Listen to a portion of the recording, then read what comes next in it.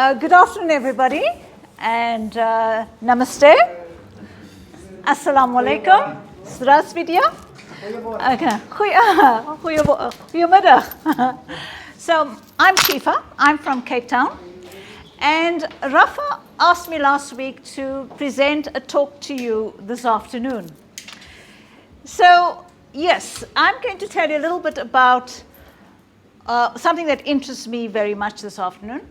So I arrived in Tashkent in August last year. And when I arrived, certain things kind of took me by surprise. Was anybody here last week? Anybody came to join? Do you remember what our topic was? Yes. Yeah. It was? Cultural shock. Yes. Culture shock, right. So a culture shock for me when I came here was, I was amazed at just how much meat people eat here. There was just meat everywhere, all the menus, meat everywhere. And as a vegetarian, this kind of frightened me because where I live in a hotel apartment, there's not a lot of cooking facilities. So finding vegetarian food was really difficult. So you can imagine how happy I was when I discovered the Eco Cafe. Vegetarian, vegan, healthy, wholesome, organic. The other thing that surprised me was that there was no meditation on offer in Tashkent. Now, I've been an expatriate for more than 20 years. Whenever I go to a new city, the first thing I look for is a meditation center because that's my practice. That's what I do. So there were no meditation groups anywhere in Tashkent. Fortunately, I have a practice that I have been doing for a long time. So let me ask you, how many of you here experience stress? Stress? On a regular basis? Okay, right. Okay, so how many of you experience anxiety? Okay.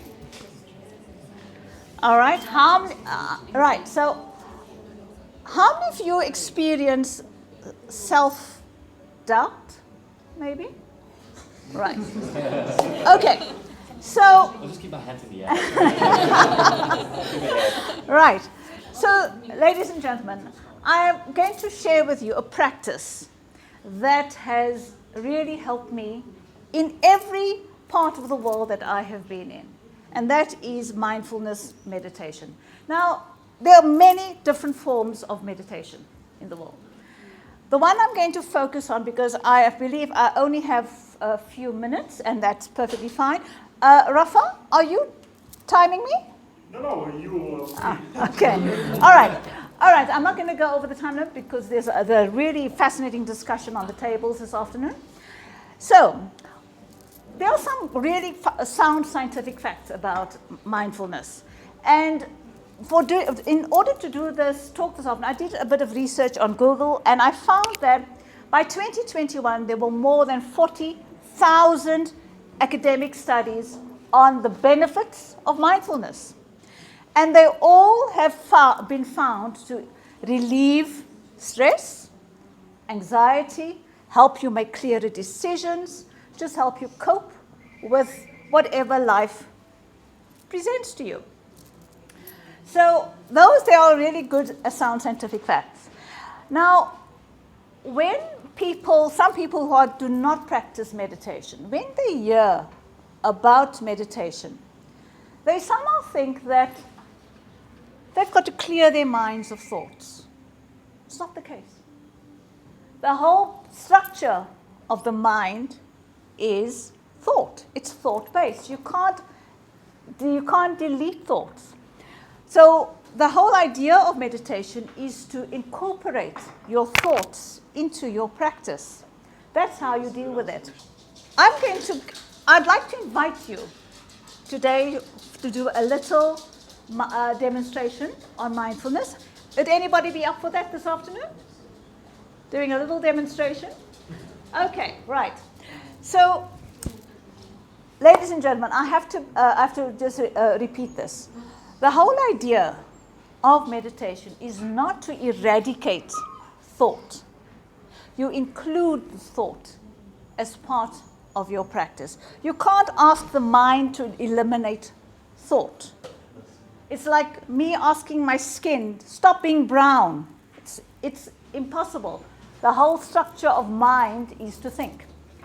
So, before I continue my talk, I'm just going to give you a short demonstration, just 3 minutes, of how we incorporate, of how mindfulness works on in reality, in real practice. So I'm just going to put on my timer for 3 minutes. Okay. So I'm going to invite you now. Can everybody just please stand up for a second and just kind of shake it loose? Just so, yeah. All right, and once you've done that, you can take your seat again. All right? So, I'm now going to ask you to sit in your chair. Make sure that your legs are uncrossed. Make sure that your back is upright against the backrest. Yeah, against the backrest. So no tension. The body is very relaxed, okay? So you're not leaning back, you're sitting upright, you're maintaining the integrity of the spine. Okay?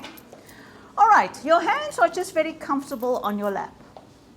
So no crossing of the legs, no touch, yeah. So just very, very comfortable, loose, and relaxed.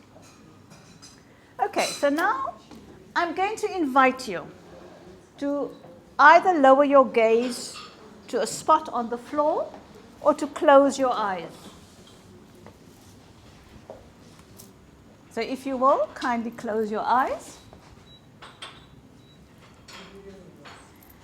And as you're closing your eyes, I want you to feel the senses in every part of your body, in your feet. What are the sensations in your feet and ankles? The sensations in your legs, in your torso, in your throat.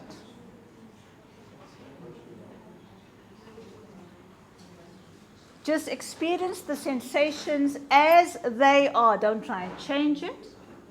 Just get in touch with the sensation. If any thought comes to mind, let it be there.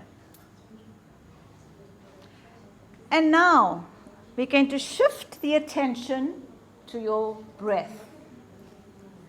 I would like you now to just experience how you're breathing. Don't change your breathing. Just notice how the air comes in through your nostrils and how you exhale. How do you inhale naturally and how do you exhale? Don't change it. Just observe your own breathing. Keep a relaxed body. If any thoughts come into your mind, let it be there. They are meant to be there.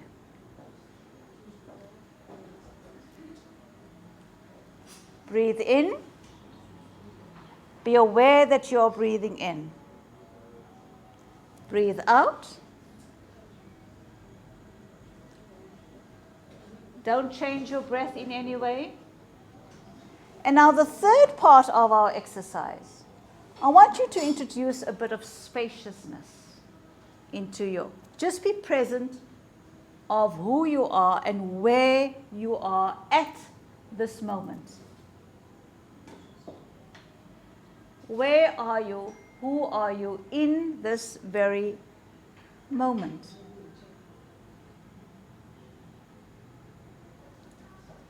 If any thoughts come to mind, observe them and let them pass.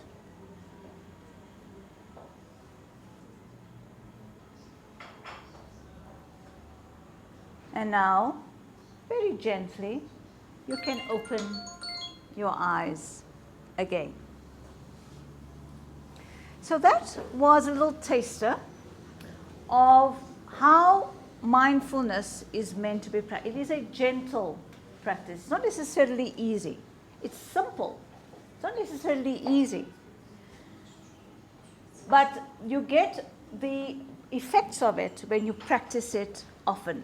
And so when we introduce people to mindfulness meditation, we say, start with just 10 minutes, 5 minutes even, just 5 minutes. If you can find 5 minutes to just focus on your breathing.